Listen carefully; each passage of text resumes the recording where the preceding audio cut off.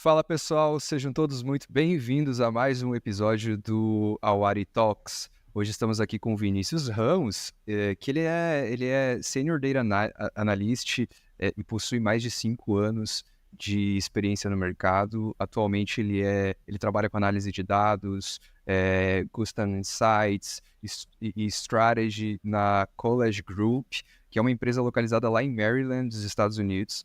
E hoje ele trabalha com times internacionais, aí fala alguns idiomas além do português, e isso particularmente é muito interessante de trazer aqui para vocês esse convidado, o Vinícius Ramos. Vinícius, muito obrigado, cara, por ter aceito o convite em participar do Awari Talks. Seja muito bem-vindo a mais um episódio onde a gente onde a gente compartilha a experiência de profissionais com o nosso público. Muito obrigado, Gabriel. Feliz em fazer parte e obrigado pelo convite. Perfeito, cara. Pessoal, ao longo desses episódios aqui da Awari Talks, você vai conhecer especialistas de diversas áreas do mercado tech, o que vão compartilhar com a gente, comigo também, com vocês, um pouco das experiências que eles tiveram ao longo da sua trajetória até aqui. Eu sou Gabriel Facenda, eu vou ser host hoje desse episódio novamente. Provavelmente você já me viu aí anteriormente em outros episódios, agora vai me ver de novo pra frente. Mas é isso aí. Sempre lembrando que o objetivo daqui é as pessoas que estão assistindo entender um pouco sobre a rotina desse profissional, como que funciona, o que são as coisas, o que são esses jargões técnicos, o que é ser, por exemplo, o que é trabalhar com análise de dados, no caso do Vinícius, e esse tipo de coisas são coisas que às vezes a gente só vai obter uma mentoria, e a gente traz aqui, eu venho aqui como alguém que não sabe nada, questionar o Vinícius e entender o que ele faz, porque eu também estou muito curioso para saber o que o Vinícius faz. Mas antes de começar, pessoal, é importante falar que a Awari é a melhor plataforma para você aprender tecnologia no Brasil, porque ela oferece formações completas nas áreas de dados, gestão de produtos, design, programação. E quando eu falo oferece todos os recursos, de fato, ela te prepara, vai dar tudo o que você precisa para você se qualificar nessas áreas, seja nas áreas de dados, de gestão de produtos, design e programação. Então ela vai ser uma porta de entrada para você nesses mercados. Então você vai ter acesso aí a mentorias também com mentores, assim como o Vinícius. O Vinícius é nosso mentor lá na Awari. Então você pode, entra na agenda ali do Vinícius e marca 30 minutos com ele, só você e ele, e vocês conseguem conversar. E isso, particularmente, eu acho muito legal. Se você está aqui acompanhando esse episódio, ainda não faz parte dessa comunidade, mas você quer participar, você quer aprender, você quer fazer suas mentorias e tudo mais, você está no momento certíssimo aqui assistindo a Awari Talks, porque a gente está te oferecendo 10% de desconto. Como é que você faz? Você entra em contato, pode ser através do QR Code que está aqui na tela, ou através do link que está na descrição, ou no awari.com.br, e aí você vai falar ali com nossos especialistas e vai falar que você tem o cupom que você viu, podcast, que você tem o cupom Vinícius10.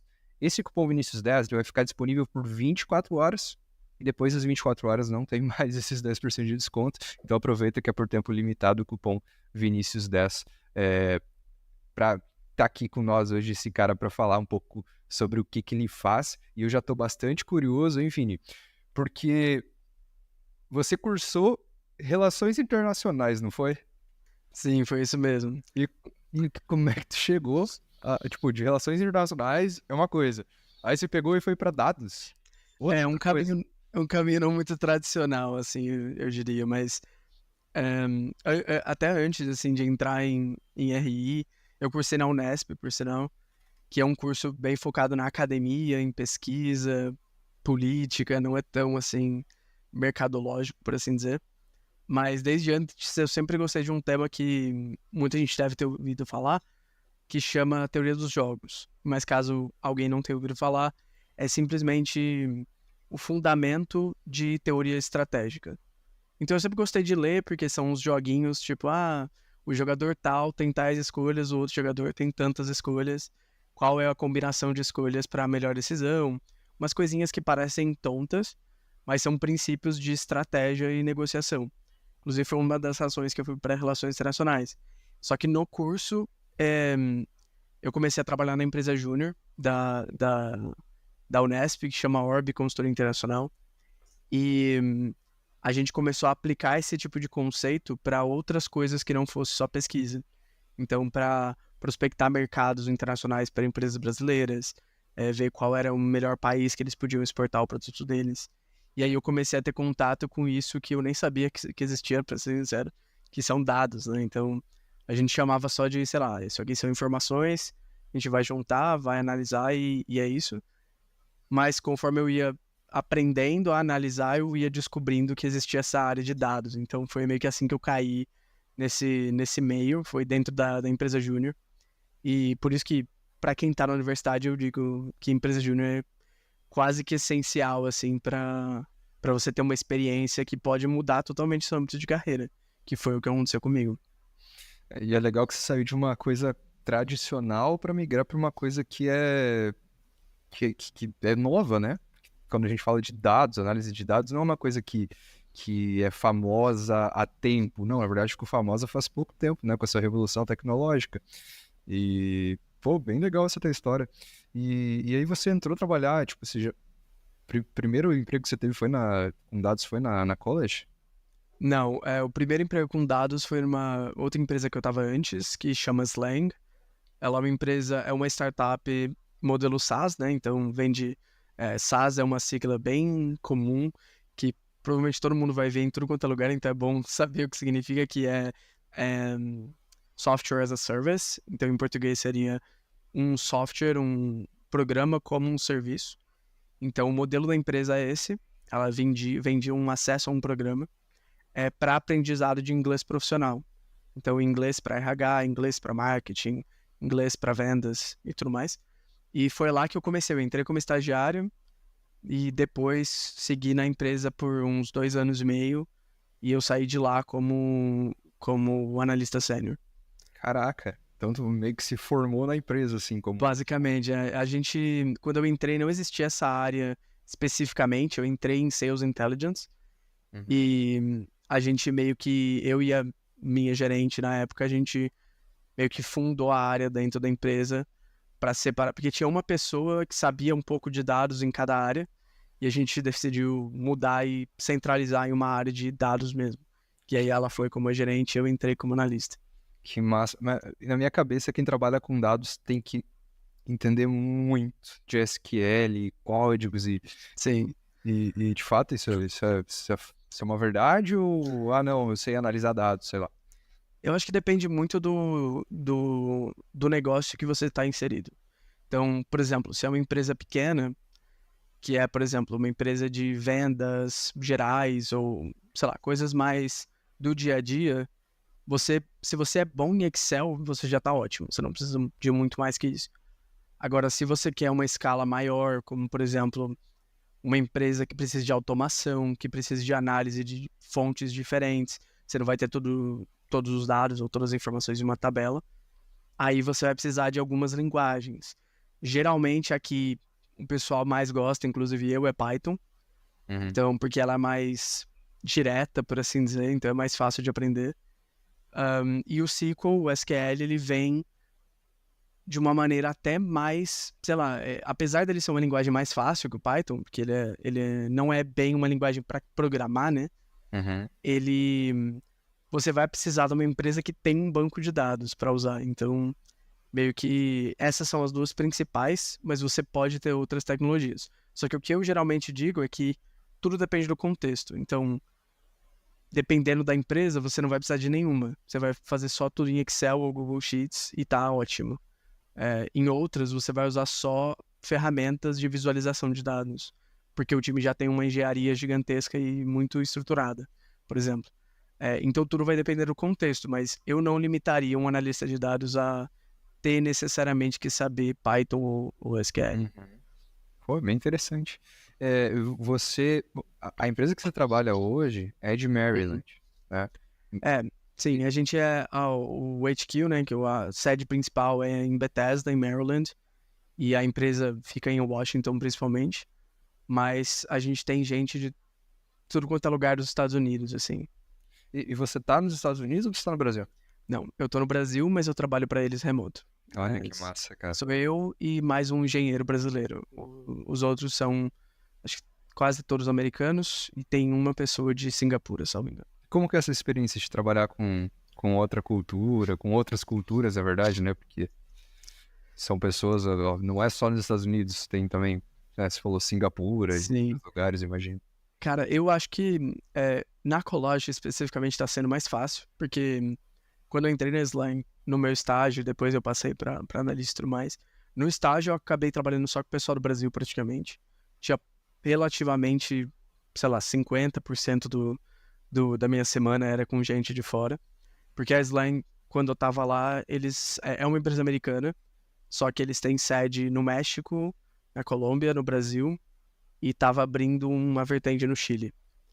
Então era também muita cultura diferente, assim. Então eu acho que por, por você ter uma variação de cultura tão grande nessa outra empresa, quando eu cheguei na Ecologic foi um pouquinho mais fácil, assim. Eu já tava um pouco mais acostumado. Mas é muito questão de ter que aprender como você fala, como que você dá feedback, como você pede feedback, como você se expressa. Muitas vezes a gente brasileiro, a gente entra na conversa e vai assim, oi, tudo bem? Como tá a família? Como estão as coisas? E dependendo da pessoa, do lugar que ela mora, sei lá, tudo isso, da cultura dela, ela não vai gostar muito dessa atitude. Então, é mais esse tipo de coisa que é complicado, assim, de lidar a primeiro ponto, mas também é uma experiência muito rica, né? Já imagino. E começar nisso, tipo, né, ok, até você ainda conseguiu, você ainda fez, né, relações internacionais e tal, mas como tem hoje que alguém que é fácil, assim, entre aspas, conseguir trabalhar para empresas americanas mesmo estando no Brasil, tipo, candidatar e tal, eu quero trabalhar com engenharia de dados, com análise de dados, sei lá, tem bastante oportunidade? Como é que funciona? Cara, sim, tem muita oportunidade. E eu arrisco dizer que o curso de Relações Internacionais nem teve tanta influência assim. Porque o que acontece a única coisa que você vai precisar, diferente das habilidades que a gente já tem para as vagas brasileiras, é um inglês bom. E hoje você tem várias maneiras de aprender. Você tem cursos online grátis, você tem muito YouTuber, pessoal que faz conteúdo por Instagram que ensina inglês para você fluentemente, você tem opções de falar com nativos, tem várias maneiras de você aprender. E pra mim é a única diferença assim que você precisa para conseguir entrar nessas vagas, porque pela minha experiência, eu percebi que o critério deles, apesar de ser mais alto em algumas coisas, nessa questão de você ter, por exemplo, 20 etapas de um processo seletivo, 30 testes para você fazer durante a etapa, isso não é tão comum, entendeu? Eles focam muito mais na pessoa e nas habilidades para a vaga, e não necessariamente você ter um fit gigantesco. Então, eu particularmente acho menos cansativo, assim, se você tiver a possibilidade de aprender e o interesse de aprender inglês. Mas eu também acho que é uma estratégia, porque, por exemplo, no meu caso, quando eu estava procurando estágio, eu já sabia que eu não queria estágio aqui, porque eu sabia que eu queria trabalhar remoto. Então, isso é meio que, quando você trabalha com tecnologia, com dados, até product management, por exemplo, ciência de dados, engenharia de dados, programação, é muito comum o trabalho ser remoto, né? Uhum. E se você tem a possibilidade de trabalhar remoto, por que não tentar oportunidades de fora, sabe? Então, nas minhas mentorias, eu vivo falando isso, assim, que se você tem um inglês que você se sente confortável, tenta. Não, nem pensa duas vezes, só vai tentando e você vai aperfeiçoando as suas habilidades enquanto você tenta, assim. Até porque se der certo vai ganhar em dólar, né, gente? Exato, R$ 5. exatamente. Sensacional isso, cara. Eu tava com vontade de morar na Argentina pra aproveitar esse hype do real brasileiro. E é a mesma coisa, Vale a pena, exato. quem ganha dólar no Brasil tá na mesma, assim. Uma única coisa nesse sentido é que, obviamente, eles nunca vão pagar para alguém daqui a mesma quantia que eles pagam para lá. Então, mesmo você recebendo em dólar, provavelmente vai ser mais do que os salários do Brasil, mas não necessariamente vai ser tão alto quanto o salário deles. Uhum. Então, sei lá, se você pega uma média de quanto um data scientist ganha nos Estados Unidos, a gente aqui na América Latina vai ganhar, sei lá, um terço, um quarto disso na realidade, sabe? Caraca. Claro que depende da pessoa, sempre depende, mas as vagas no geral pagam pouco pra eles, que é bastante pra gente. Então ainda assim vale a pena, mas não adianta pensar que vai sair ganhando, por exemplo. Eu acredito que um data scientist bom lá nos Estados Unidos hoje ganha 150, 160 mil dólares por ano.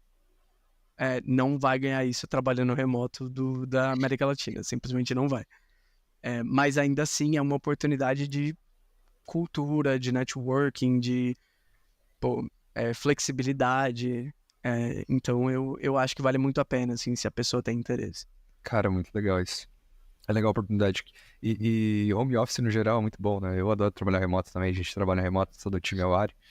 E é muito gostoso. Uma rotina, a gente se sente mais imerso na tecnologia. Sim. Sei lá, a gente fala, pô, é diferente, cara, é legal. Você falou uma coisa, você falou de data scientist. Uhum. E, cara, qual que é a principal diferença entre análise de dados e entre ciência de dados? Tipo, o que diferencia essas duas áreas? Ou correlaciona e você acaba trabalhando com as duas? Como é que funciona? Legal. É até legal você perguntar isso, porque eu tô numa transição, literalmente esse mês, eu ainda tô como Data Analyst, mas eu tô transicionando para Data Scientist nos próximos meses. E a diferença principal é que o Data Analyst, ele majoritariamente vai estar focado em relatórios, em criar visualizações, em gerar valor de negócio com os dados já existentes. Então, a ideia do data Analyst é criar valor e criar características novas, não sei, insights novos, coisas novas para o time, com base no que ele vê nos dados. Então, você vê relatórios, por exemplo, de pesquisa, geralmente é um data analyst que faz. Você vê relatórios de indicadores de negócio da companhia, geralmente é o data analyst que faz. Então, ele é mais um trabalho exploratório e para responder uma pergunta, entendeu? E enquanto o data scientist, ele ainda faz isso, só que ele é muito mais focado em explorar criativamente os dados para você criar uma solução em cima. Então, o foco dele não necessariamente é criar um relatório para alguém, mas sim criar uma solução para algum problema. Então, você abre um pouquinho o espectro assim do trabalho. E na parte técnica vai ter muito mais diferença, assim. Geralmente os dois programam, mas, por exemplo, aquela fala que eu disse sobre um analista de dados não necessariamente precisar saber programar, isso é muito difícil de se aplicar para a ciência de dados. Em ciência de dados, geralmente você precisa, porque um cientista de dados vai trabalhar com aprendizado de máquina, com inteligência artificial, às vezes, dependendo do escopo, com modelamento estatístico, com análise estatística mais aprofundada. Então, acaba que você precisa ter uma parte técnica mais avançada, sabe? Então, um exemplo que eu acho que eu posso dar até da Cologem, inclusive, é que um trabalho que seria, por exemplo, de um Data Analyst, são os relatórios que a gente faz das pesquisas que a gente publica, por exemplo. Então, um relatório, literalmente um PowerPoint, que tem todas as informações. Geralmente quem monta o PowerPoint é o analista, mas quem faz a análise em si é um analista de dados. Agora, um cientista de dados, ele vai estar pensando, por exemplo, em como que eu consigo relacionar o meu dado de pesquisa com o censo dos Estados Unidos para dizer para o meu cliente, por exemplo, esse ponto de dado aqui que eu tenho da pessoa que gosta da sua marca, ele está nessa região, não sei, nessa região de Nova York, e você pode chegar nele com esse tipo de propaganda. Então é um trabalho mais aprofundado no sentido de criar soluções com um pouquinho de matemática para responder uma pergunta, assim, essa é a diferença principal. Por isso que se chama ciência, né? Até faz Sim, bastante exato. sentido, cara. Bem legal isso. O que a Collage faz, cara? Não acabei não te perguntando. Boa, não, boa pergunta. A Collage, ela é uma empresa de pesquisa de mercado, basicamente. Então, em resumo, é uma empresa de pesquisa de mercado. e a gente foca principalmente em pesquisa direcionada a minorias. Então, a Colage só faz pesquisa nos Estados Unidos atualmente, porém, não é para o americano geral. Então, a gente se importa com discriminação por etnia, por sexualidade, por gênero, por preferência sexual, por, sei lá, qual o seu país de origem. Então, se você é descendente de hispânico ou latino, de qual país você realmente veio ou sua família veio. E aí a gente pesquisa em cima disso, voltado para artigos culturais e de comportamento de compra. Então, a gente roda sempre pesquisas de marca, pesquisas de anúncio, pesquisas de culturalidade. Então, um exemplo simples, assim, perguntas que sempre surgem, por exemplo, qual a diferença de comportamento para comprar alguma coisa do McDonald's de uma pessoa negra para uma pessoa hispânica? Entendeu? Ou então, qual a diferença de... qual etnia gosta mais dessa marca específica de entretenimento, sei lá, Netflix, por exemplo. Então, é com esse tipo de pesquisa que a gente trabalha. Então, tem uma frente de publicação, a gente publica as pesquisas no site, e tem uma outra frente, que é a que eu trabalho, que é de soluções personalizadas e estratégia.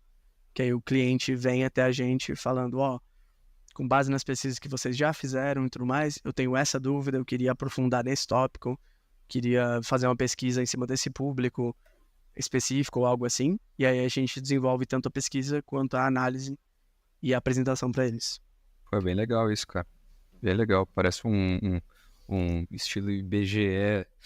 Mais ou menos, é. Uma que faz... Uma empresa que acho que é mais conhecida aqui no Brasil, que faz um pouco do que a Collage faz, mas não tão específico a minorias, é a Gartner. Não sei se você já ouviu falar que eles têm vários jornais e tudo mais. A Gartner faz isso, a Stata faz isso. Então, são todas empresas de pesquisa de mercado, assim, só que com nichos diferentes, basicamente. Bom, muito legal. Bem legal mesmo. Curti. Eu queria saber, cara, até esqueci o que eu queria saber. Você falou que cientista de dados antes, né? Que às vezes acaba trabalhando com inteligência artificial. Nessa atualidade, imagino que, obviamente, inteligência artificial, machine learning está muito presente, né? Mas como hoje que um data scientist vai trabalhar com inteligência artificial? Eu sei que, obviamente, né, tudo relacionado à inteligência artificial tem muito dados por trás, porque ela se baseia em dados para tudo. Mas qual que é a atuação hoje do data scientist e por que é tão comum a gente falar sobre... Quando a gente fala em ciência de dados, a gente fala em inteligência artificial. Tipo, por que a gente faz essa relação? E é comum, por exemplo, quem começa a trabalhar como cientista de dados tocar nisso em algum momento, hoje em dia? Boa. Vou começar pelo final. Sim, é bem comum.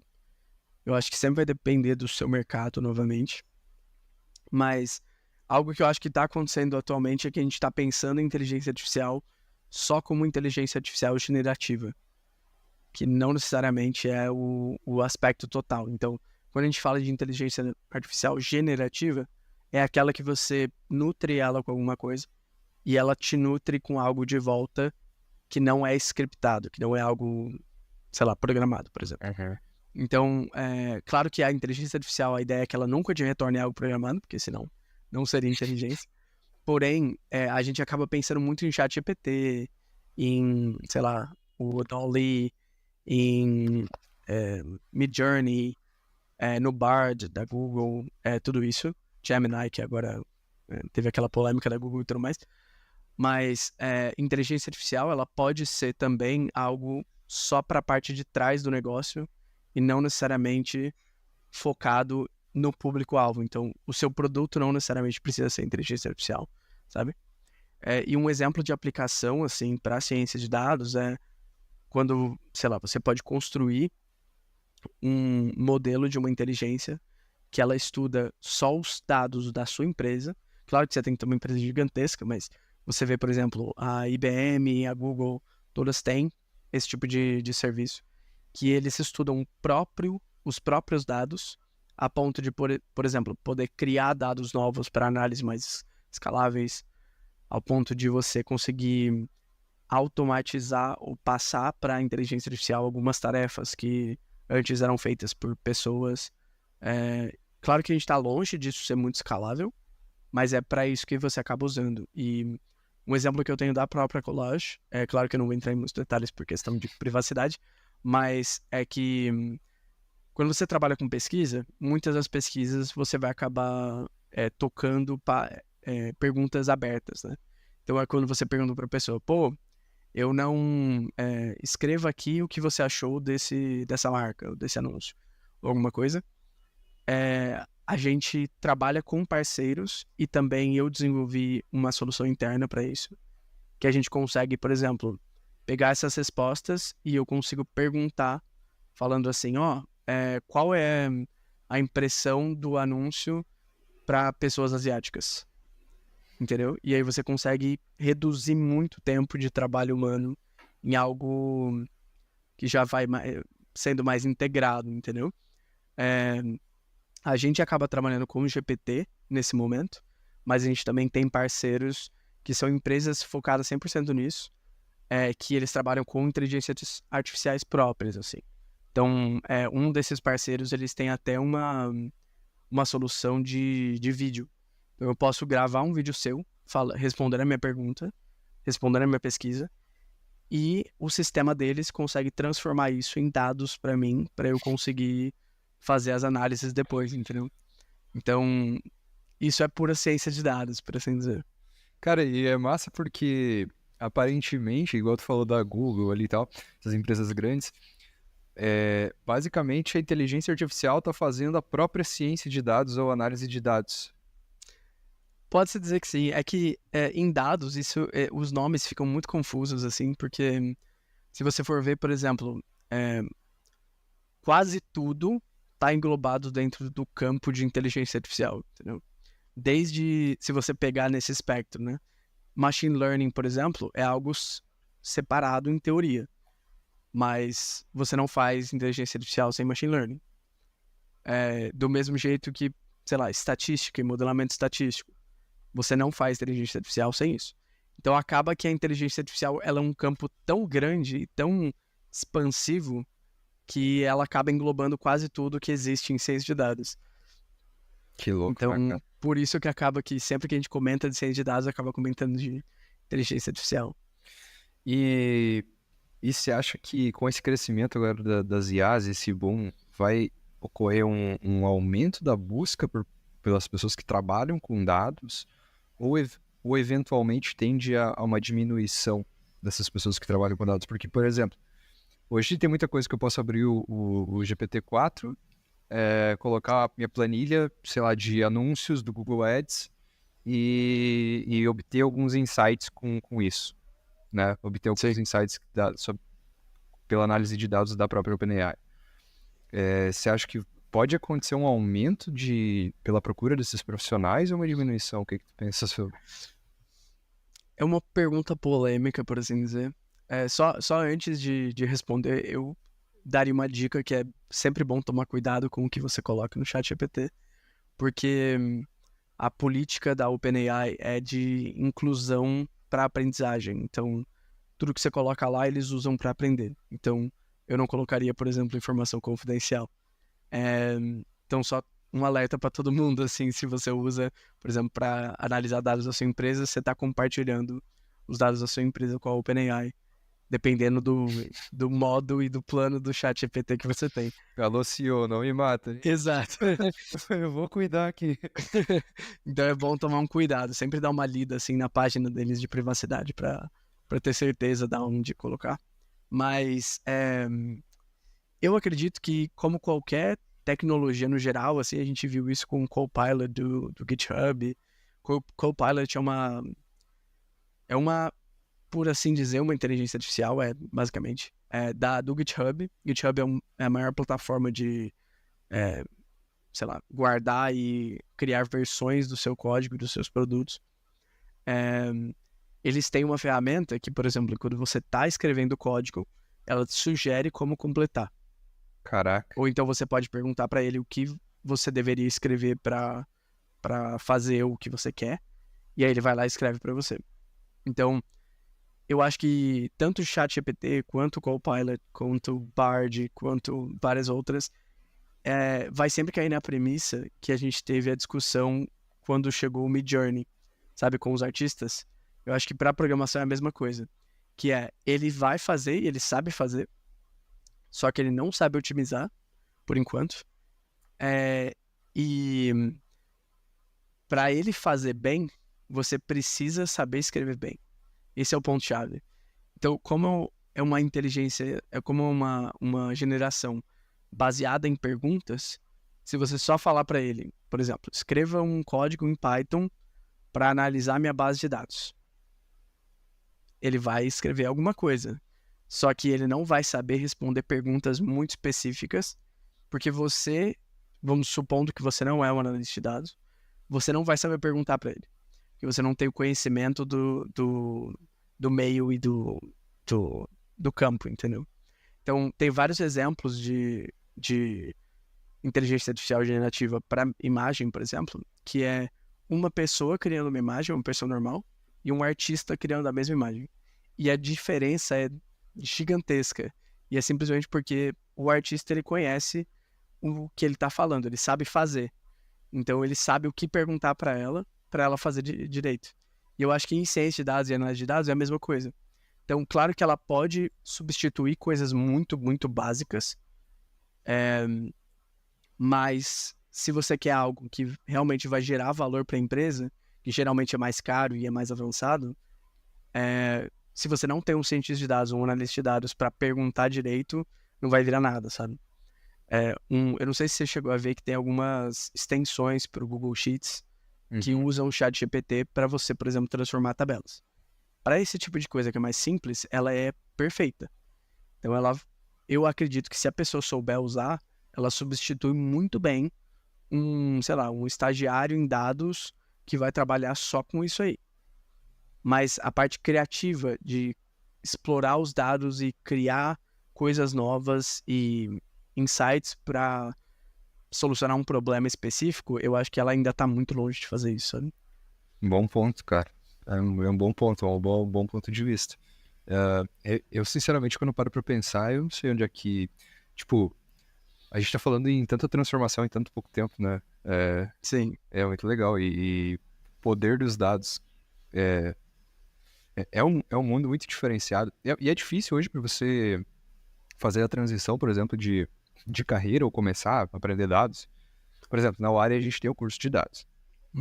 Ok, tem todas as ferramentas ali para você aprender dados, tal, vai ter mentorias, mas é difícil, de fato, você aprender dados e você se colocar no mercado de trabalho. É possível se você não sabe nada, e, tipo, obviamente você também não veio de exatas, né? Você veio de relações humanas. Mas qual que é a dificuldade de você migrar para algo que parece ser tão complexo? Porque quando a gente fala de inteligência artificial, parece que a gente está falando de algo que, cara, é maluquice total, é mecânica quântica incerta e obviamente vocês não veem dessa forma, quem trabalha com dados não vê dessa forma. Como que vocês veem isso? Tipo, como que uma pessoa hoje poderia começar nessa área? Sim, eu acho que a primeira coisa para começar é remover esses medos assim que acabam aparecendo, porque é uma linguagem muito técnica muitas vezes, né? E a razão que o pessoal de dados geralmente não tem tanto medo assim em falar, sei lá, alguma coisa de inteligência artificial, é porque no final é muito difícil, muito, muito difícil você achar uma vaga e alguma função que você vai ter que criar do zero uma inteligência artificial. Porque para você fazer isso, você precisaria, sei lá, de trilhões de dados. É bizarra a quantidade, assim. Então, eu vou chutar o número da minha cabeça, mas eu diria que, sei lá, 99% dos analistas de dados ou cientistas de dados não vão desenvolver inteligência artificial. Então, não tem por que a pessoa colocar isso como um bloqueio na cabeça, sabe? É mais um medo que dá, porque a gente vê isso muito na mídia. Mas a gente não percebe que, às vezes, por exemplo, funções intermediárias, como, por exemplo, um analista de performance de marketing, esse cara, ele tá fazendo análise de dados. só que ele não percebe que é análise de dados, porque quando você ouve esse nome na mídia, só vem inteligência Código. artificial, ChatGPT, código. Então, é muito de primeiro entender quais são essas diferenças entre o conceito que a gente normalmente ouve e o que realmente é, sabe? E eu acho que é muito, muito possível, assim, qualquer pessoa que queira e goste de qualquer outra área migrar para ciência de dados. Então, eu dou um exemplo claro, assim. Um dos diretores atuais da Collage, ele é diretor de Data Ops, então de operações em dados, por exemplo. Ele é PhD em filosofia. Caraca. Nada a ver com dados, entendeu? Mas ele sempre trabalhou com pesquisa, sempre gostou de pesquisa quantitativa. Então, quando você faz pesquisa quantitativa na universidade, geralmente a análise de dados que você tem em empresa é muito fácil, porque você sabe lidar com uma massa muito difícil, entendeu?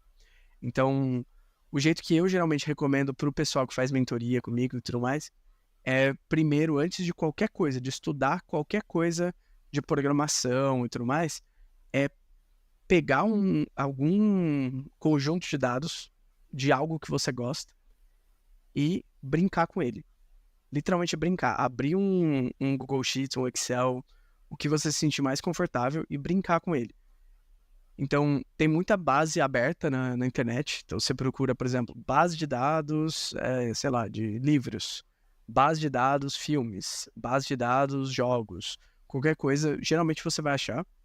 E por que que eu acho isso importante? Porque o que acontece muitas vezes é que a pessoa entra em dados porque acha legal, porque acha bonito, não sei o quê, só que ela não tem curiosidade, entendeu? Ela não tem esse aspecto de o que eu consigo descobrir aqui. E acaba que muitas vezes ela vai se frustrar, porque dados é basicamente isso. Se dados não existem sem isso. Então, para você entrar em dados hoje, eu acredito que você só tem que ser curioso e gostar de, sei lá, de descobrir coisas, assim. Não precisa de muito mais que isso, não. E uma dica, assim, que eu acho importante é que você não necessariamente precisa entrar como analista de dados. Você pode entrar em áreas intermediárias, que nem o analista de performance que eu falei, por exemplo, e você migra para dados depois, se você gostar.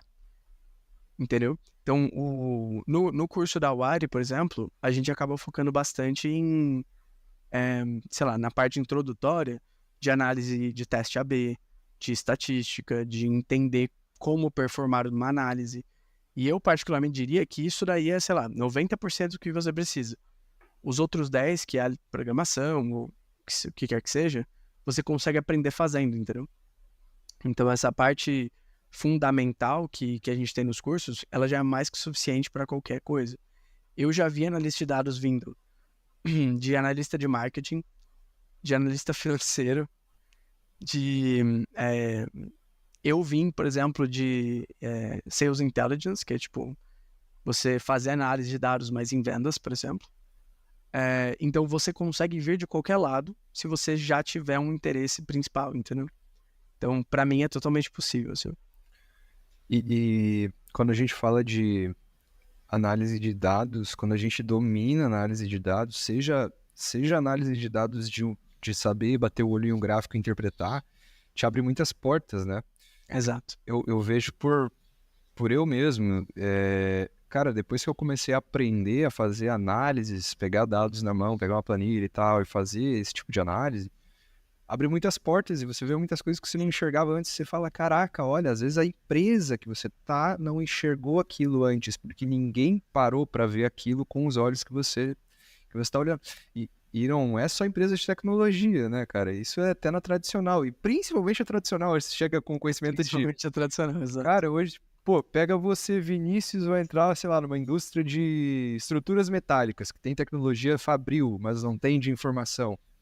Cara, quanta coisa você vai observar, desde chegar na fábrica e analisar o tempo de preparo de peças, sei lá. Porque é raro esse profissional que, de fato, tem um poder, né, analítico ali Sim.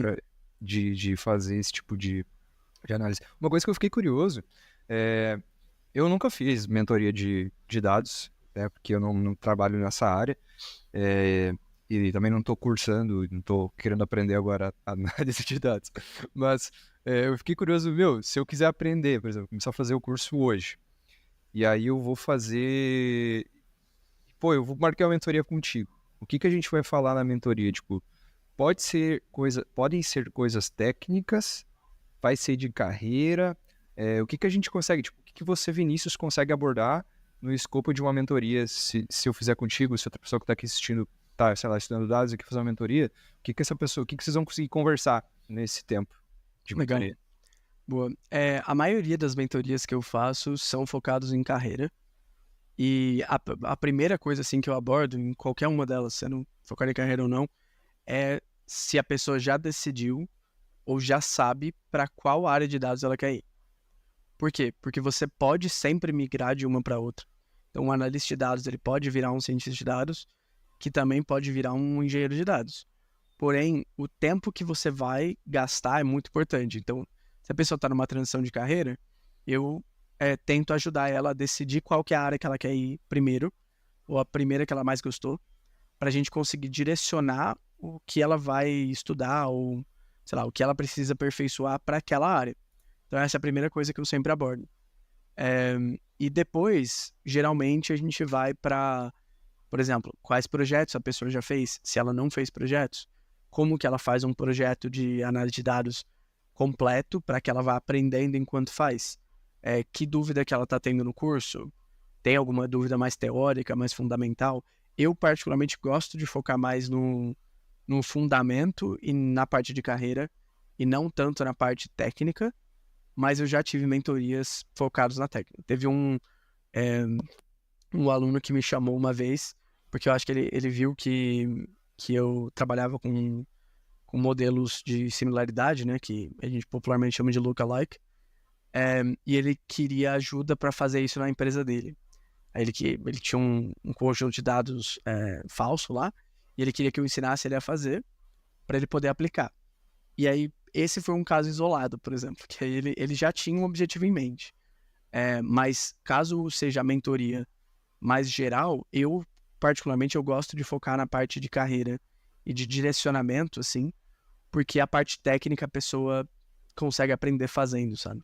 E eu consigo direcionar recursos para ela aprender. Então, vai nesse módulo aqui do curso da Wari, vai nesse site aqui, esse site tem exemplos de projetos, e por aí vai. Cara, isso é bem bacana. Eu acho que é fundamental até para as pessoas que estão começando essa conversa tanto de carreira como técnica, né? Técnica, obviamente, vai ser um auxílio, porque você está simplesmente falando com um especialista, alguém sênior, e isso é muito legal, porque uma pessoa que está começando pode falar com um mentor, né? Com você. E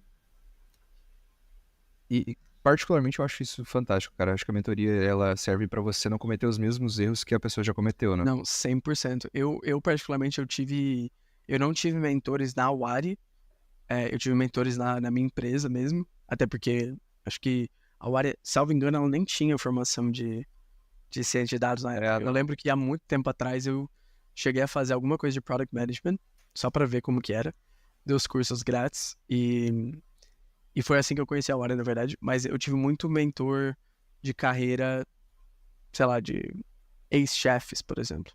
E eu acho que você ter alguém que você pode ir atrás e falar, ou me ajuda nisso aqui, ou tô na dúvida do que eu faço aqui, como eu tomo essa decisão. Será que eu mudo de empresa? Será que eu tô sendo passado para trás? Será que eu poderia ter sido promovido e não fui? Esse tipo de conversa, assim, é muito importante para você escalar e crescer mais rápido. Até análise de futuro, né, cara? Tipo, Sim. análise não, perspectiva de futuro, porque quando a gente fica convivendo com pessoas, a gente tá ficando numa bolha.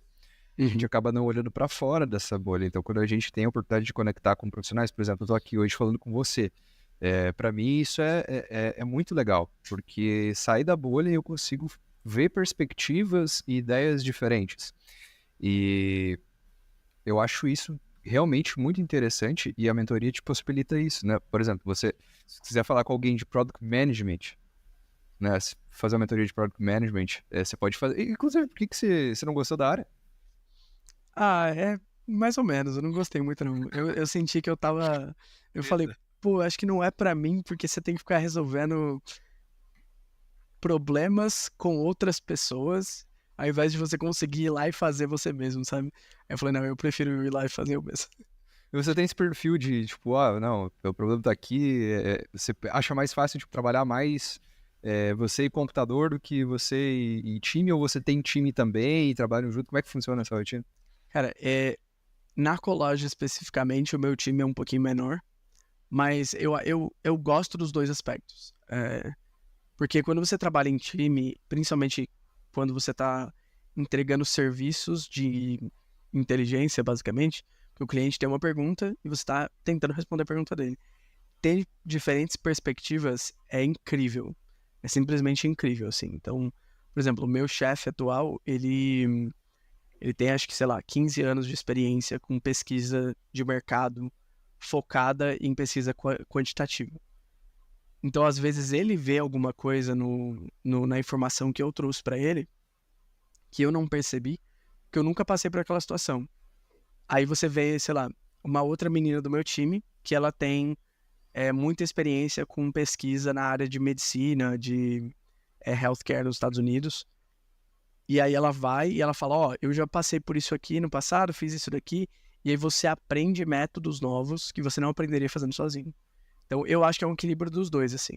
Mas em questão de produtividade, eu prefiro, sei lá, ficar eu e minha cabeça ali fazendo alguma coisa, assim.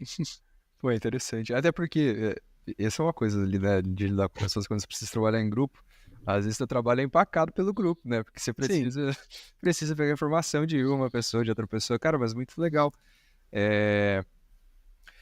Mas eu vou, só te cortando rapidinho, eu vou te falar que isso daí, essa habilidade de saber lidar com as pessoas, mesmo quando elas estão te bloqueando, é isso que vai fazer a pessoa crescer na carreira. Porque eu cheguei até a dar uma palestra um tempo atrás na Unesp sobre isso, sobre migrar para dados vindos de áreas que não são de engenharia, matemática, que o foco foi exatamente esse, assim, quando você tem pensamento crítico, ou você tem empatia, você sabe trabalhar em grupo, você sabe negociar, você sabe conversar com as pessoas e criar uma conexão com elas, sem ser o cara chato que tá falando, ô, você tá me atrasando, tá me atrasando. Alguma coisa assim, você tende a crescer muito mais rápido na carreira, porque a pessoa, o gerente, o coordenador, o que seja, vai perceber, pô, essa pessoa ela tá se dedicando em criar uma boa relação do time e não só se dedicando na parte técnica, entendeu? Então, isso é o que vai destacar o júnior para ele chegar a pleno, a sênior e por aí vai. Pô, ó, boa dica, hein? Até porque, cara, até a gente falou num episódio que passado, não lembro exatamente com quem foi, mas a gente falou, pô, qualquer coisa que exista hoje ainda são pessoas fazendo para pessoas, né, cara? O Exatamente. cliente final são pessoas e a companhia que está fazendo são pessoas trabalhando em conjunto, então é fundamental aprender essas habilidades. E, pô, mas que bom te receber aqui, cara. Nosso tempo já tá, né, chegando ao fim, mas eu queria mesmo de verdade agradecer a tua presença, por ter aceito o convite, por ter vindo aqui. Eu achei que trouxe muitos insights, inclusive para mim, com certeza eu vou ficar refletindo sobre algumas coisas. É legal conhecer um pouco da área, porque quando a gente traz o convidado aqui, eu tenho curiosidade, sabe? E é legal aprender mais sobre, então eu fico realmente feliz quando é alguma coisa que vai gerar reflexões e insights, inclusive para quem está assistindo também. Então, cara, eu queria agradecer muito a tua presença aqui, por ter aceito esse convite de vir fazer esse episódio do Awari Talks com a gente. Não, muito obrigado, Gabriel. Obrigado e muito feliz por fazer parte. Já cheguei a participar do Ori Talks quando a gente estava fazendo webinars no ano passado. Estou muito feliz de voltar aqui na versão de podcast e fico à disposição para quando quiserem chamar novamente. E em breve vamos fazer presencial, hein, galera? E a gente tá aqui fazendo virtual, mas em breve a gente pega um estúdiozinho aí, a gente eleva esse nível, chama o Vinícius também pra ir lá, pra gente Pode me chamar fazer que eu vou. presencial, que vai ser bem divertido, acho que vai ser legal. Se aqui já tá ficando bom, lá vai ficar muito melhor, com certeza. Pessoal, é isso. É importante, o Vinícius também é mentor, tá? Então vocês podem entrar na plataforma da Wari mesmo e agendar as mentorias com ele. Então acho que vai estar Vinícius Ramos lá. Vocês já vão identificar o rostinho dele. Quem tá vendo pelo YouTube, vocês já vão identificar. Se não tá vendo no YouTube, corre no YouTube, dá uma olhadinha no rostinho dele. E aí vocês podem agendar por lá, com certeza vai ser... vocês podem ir mais a fundo. Mas se vocês tiverem alguma dúvida específica também, pode deixar nos comentários de onde você estiver assistindo e a gente vai tentar responder para vocês. A gente pode mandar para o Vinícius também e ele vê e responde bem tranquilo. E eu queria deixar algumas redes sociais do Vinícius para vocês seguirem ele. Principalmente no LinkedIn, né, Vini? Vinícius ARZ, isso, né? Isso. Ou se digitar também, procurar Vinícius Ramos, acho que vai me achar. Isso, então Vinícius Ramos lá no LinkedIn, ou Vinícius ARZ. E no Medium também, eu não conheço o Medium, cara. Eu acabei esquecendo de perguntar, mas por que usa o Medium hoje? Cara, o Medium, ele é uma das maiores plataformas de artigos do mundo e principalmente o pessoal de tecnologia gosta bastante, a gente publica bastante coisa lá. E lá eu tenho minha newsletter que a pessoa pode se inscrever e vai receber direto no e-mail, que eu escrevo artigos sobre inteligência de dados e inteligência de decisões. Então, como correlacionar ciência de dados com teoria comportamental, economia comportamental, para tomar melhores decisões assim no negócio. Caraca. É por lá que eu publico tudo isso. Eu não sabia aí, ó. Mais um insight hoje. Provavelmente eu vou dar uma pesquisada em o que é um Medium, então vou criar uma conta. Muito bom. Então, quem tem Medium, quem tá assistindo aqui tem Medium, ou vai lá e cria o Medium e segue o Vinícius. viniciusarz.medium.com, ou provavelmente se pesquisar Vinícius Ramos também vai aparecer, ou Vinícius ARZ lá também. E pessoal, é isso. Esses e outros episódios estão disponíveis em todas as plataformas de streaming. Quando eu quero dizer todas, quase todas. YouTube, Spotify, Amazon Podcast, Google Podcast, Deezer. Então tem bastante, tá? Vocês podem buscar. Eu acho que a maioria que todo mundo usa, com certeza tem. Principalmente no YouTube. Também se está ouvindo no Spotify, pode ver esse episódio lá ou aqui pelo YouTube. E sigam o @awaribrasil, então @awaribrasil no Instagram. E lá vocês vão poder conhecer um pouco melhor a plataforma. Lá vai ter alguns links, você pode clicar, interagir com a gente, ver também a agenda da semana. Toda semana a gente posta uma agenda, e essa agenda tem quem que vai participar na semana, tá? Então às vezes vão ter 3 pessoas, às vezes vão ter uma pessoa, às vezes 2. A gente varia de acordo com a densidade da conversa, e eu acho isso bem bacana, porque é um conteúdo que a gente pode, sei lá, ouvir lavando a louça, né, Vini? Não sei se você tem esse costume, mas eu tenho esse costume, eu lavo a louça no podcast. Sim, eu também. Cozinho, lavo louça, vou na academia, tudo ouvindo podcast. Limpo a casa. Cara, primeira pessoa que eu conheço também. Eu gosto de treinar ouvindo podcast. Eu também. E as pessoas me criticam e falam, você é maluco, você tem que ouvir música. Não. Já tô ali mesmo, tô fazendo alguma coisa, já aprendo alguma coisa enquanto treino. Eu lá treinando, né? Ouvindo, sei lá, Leandro Carnal. Muito bom. Mas, pessoal, é isso. Então, conheçam mais sobre a Wari também. Acesse o @waribrasil no Instagram. A gente tá no LinkedIn. Acha lá a Wari no LinkedIn. Segue a gente aqui no YouTube. Deixa o like aqui pra gente saber que você gostou desse tipo de conteúdo. Porque é importante a gente saber se você de fato gostou desse conteúdo, pra gente trazer mais especialistas da área de dados. Alguns, talvez, colegas, a gente fala, Vini, tem alguns colegas aí pra gente conversar. E a gente traz pessoas dessa área pra gente saber que vocês, de fato, estão digerindo conteúdo. E o que é mais importante, vocês deixarem nos comentários o que vocês querem saber, tá? Então, olha, ou dar sugestão, olha, eu acho que o podcast poderia ter isso aqui, eu acho que o Vini poderia ter falado disso, eu acho que o Gabriel poderia ter falado daquilo. Importante porque a gente traz isso, e, por exemplo, da próxima vez que o Vinícius vier, e ele vai vir mais uma próxima vez, com certeza, quando for presencial, para a gente abordar justamente essas questões que ficaram, que vocês estão com dúvidas e a gente pode discutir melhor. Mas, em todo caso, vocês acessem a Wari e façam a mentoria com o Vini. Galera, uma honra ter vocês aqui, uma honra ter você aqui, Vinícius. Muito obrigado novamente pela conversa. Agradeço de verdade. O Wari Talks vai ficando por aqui. Um abraço, pessoal, e até a próxima. Valeu!